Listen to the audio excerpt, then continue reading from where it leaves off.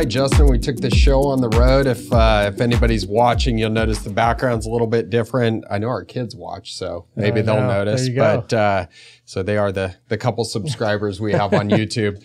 But in all seriousness, we're on the road. We're in Arizona, but we didn't want to miss a week. So we're back at it. We've been teasing out, obviously, for clients a little bit of our thoughts on how we actually structure the portfolio, go through the construction, the financial architecture of their situation, and kind of gotten to the point now when we're talking about the stock side of their portfolio and how we go about it. And I know last week you talked a little bit about, made a comment around, the passive investing, index investing, is good for most people. And obviously that's intriguing a little bit because people listening to this, our clients are not most people. So I thought it would be good for us to walk through a little bit today. What do we do in the implementation side of the portfolio? What are some of the key, points of our investment philosophy? Why do we think it's different? Why is it data driven? All that type of stuff. So love to just maybe kick off there, Justin. If you don't mind diving in. I think the simple question is a lot of times people associate passive investing or index investing with passive investing, but we're not sitting here just trying to get the return of the market, right? We're still trying to outperform. Yeah, exactly. We are trying to outperform, and how we go about doing that is driven by the data. We've said it time and time again. You mentioned it, and hopefully it's becoming clear as to why we take that approach. And this hopefully takes it a little bit of a step further. And going back even to last episode and kind of what you already reviewed, we do think starting with the index-based approach makes a ton of sense. And that's actually a phenomenal return if you look at the history of what indexes have provided. Typically, an index by itself outperforms active managers for a couple different reasons. Active managers typically have substantially higher fees, and they also trade a lot more, so they're less tax efficient. And I say those two things because those are two components that we add back, if you will, to an index-based approach to help us outperform. You don't necessarily see those on the bottom line, but I just want to hit on expenses matter, taxes matter, and having an awareness around that within your portfolio is one really simple way, and often overlooked. It's kind of amazing way to outperform. But then getting into the data of what the indexes actually tell us and how we can use that to outperform is where I'll go next. So if you take an index and you look at different characteristics of the companies that make up an index, you can say, hey, let's look at the smaller market cap companies, or just simply the smaller companies, or versus the larger companies. Well, and look at the performance of those two categories over time. Guess what? The smaller companies tend to outperform. Not every single year, but over long periods of time. I have right here from 1928 to 2021, so a year old or so, but the data is still totally relevant. Small companies have outperformed by almost 2 percentage points. I mean, that's substantial, absolutely substantial. Then you can look at things like what's called relative price. So that these are high cost companies, highly valued companies versus low valued companies. You can think about these as valuation type metrics. The lower valued companies outperform the growth-oriented or the higher value companies. And then another factor or category, as the term I'm using here, is profitability. Companies that have a higher level of profitability outperform those that have a lower level of profitability. Again, this doesn't happen each and every year, but these are three categories, or what they're called in the academic or investing world, factors that have shown you can outperform the index by tilting a portfolio to these various factors in different amounts to, again, outperform. Right. And I think the important part of this, right, is the reason why, and you hit it on a couple times, is this doesn't show up all the time, right? And so you have to be a long-term investor. And kind of going back to what we've been talking about over the weeks is you have to have the proper financial structure in place. Because what we're talking about here is all of your essential priorities must be met before we start to allocate to the equity markets. And what that allows us to do is take an approach where we're willing to go some of those years where these factors don't show up, these dimensions don't show up, because we know that when you get out 7-10 years, right, you're building the growth of your portfolio. And what you're doing here is, you're using that wealth of academic research to position yourself for higher expected returns over a long period of time. If we felt like, that we had to just give that immediate return back, then you're going to probably not go down this route, right? Like, you're not going to expose yourself to the potential swings of a portfolio if you don't have a long-term time frame. Totally. And I mean, quite honestly, you shouldn't be in equity if you don't have a long-term time frame. But no, your point is 100% correct. We have confidence in this outperformance, or this likelihood of outperformance, because we are allocating money over the long term.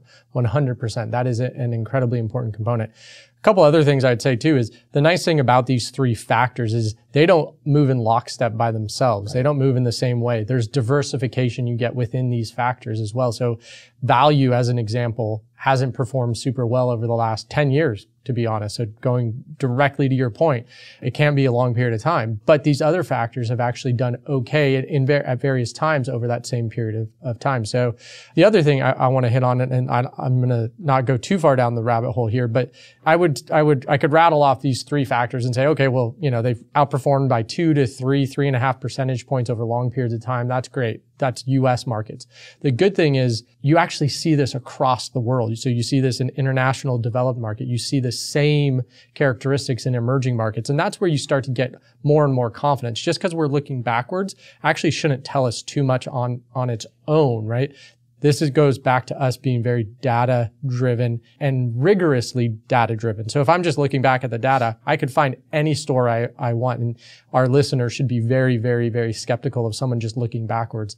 It's adding that additional layer. Hey, is this pervasive across different marketplaces? Do you see this over different periods of time, et cetera, et cetera? Is there a logical model that supports this as well? And the answer to that is yes. Not to go too far down this too, it's risk and return are related, right? Smaller companies typically are a little bit riskier than large companies, but if you can diversify, you get to diversify that risk away and still benefit from the expected return. And I think, to clarify for clients listening, when we talk about risk too, we're referring to something called volatility. So just meaning that the swings in the portfolio, it's not the risk of necessarily going out of business or losing all of your money, right? So it's a different definition of risk there. And that risk over long periods of time, meaning volatility, kind of smooths out. And so, you referenced 2% of a premium, so, increased performance of roughly 2%. I think some people listening to this might go, well, 2%, like, okay, great. 2% over a long period of time means a lot. Yeah. And so to play around with those numbers, put some numbers to it. I mean, this is a long period of time and nobody's our clients, you guys are investing for this period of time because we're dealing with multi-generational wealth. So we are dealing in hundreds of years. But from 1926 to 2021, if you would have, people reference the S&P 500 a lot. If you would have invested $1 in the S&P 500, your dollar after that time period will be worth roughly $14,000. Pretty phenomenal. I mean, participating at that level, I don't think anybody's sad about that. Right. But what we're talking about is just taking a slight turn. And so instead of that $14,000, if you would have taken that $1 and put it in the smallest US companies, you would have ended up with just over $37,000. Substantial. So it's a substantial wealth effect when you're talking about multi-generational approach. And I think clients know this from meeting with us over time, but we talk about backdoor Roth IRAs and $6,000 a year and, getting money into the right accounts. And they all seem like small amounts, but I mean, the magnitude of them over long periods of time is just huge. Oh yeah. Well, you hit on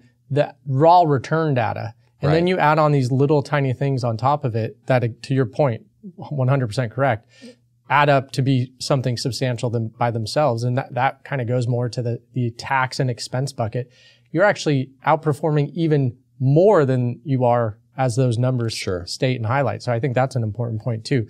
The behavioral side, or the tax bucket, how we plan and control for taxes and minimize taxes, adds substantial value as well. Yeah, and I think the last thing maybe to kind of come to a close here is, what we're also not doing for those of you listening is taking your money and saying, forget the S&P 500. We're going, full force towards the small companies. And the reason being is because, there are going to be some years where it doesn't show up, and your life just doesn't work that way. And so we're building a portfolio where, we want to, in a prudent way, tilt kind of enough money into those areas that it does give us the highest expected returns over time. And you used the ice tray analogy last week, and I'll use college football this week is, if we're looking at trying to bet on the team that's going to win the national championship, we sure as heck want some money in Georgia. We want some money in Alabama, as much as it pains me. You go down the list, right? There's probably 10 teams that you want money in, but TCU made it this year. Next year, you probably want a little bit of money in them, but do you want as much as Georgia? Probably not. So instead of going full Georgia boat next year, and things can happen, right? We're going to just tilt. We're going to put a little bit more money in Georgia, probably a little bit more money in Alabama, but we're still going to have some money in TCU. So, that's how we're ultimately looking at your portfolio. And I want to make sure we underscore, this is public market investing. The private side is really just almost as opposite as you could imagine. And we'll probably get into that in the next episode. Way to tease it out. Yeah, I think next week we should certainly go into the private side. We've built out how we allocate your guys' money to the public markets, the public stock market. And the big question comes, for those of you that have gone through this exercise and kind of gotten to the sufficient resources to meet your priorities, you've had this conversation. For others, it'll be new.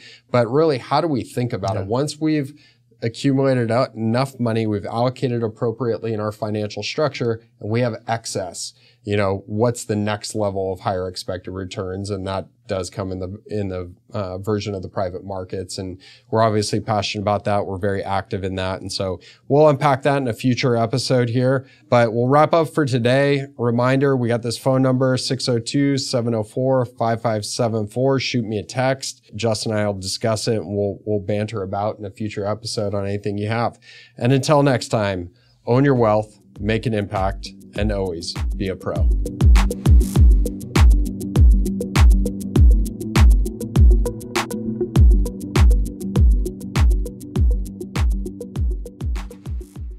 The information in this podcast is educational and general in nature and does not take into consideration the listener's personal circumstances. Therefore, it is not intended to be a substitute for specific, individualized financial, legal, or tax advice.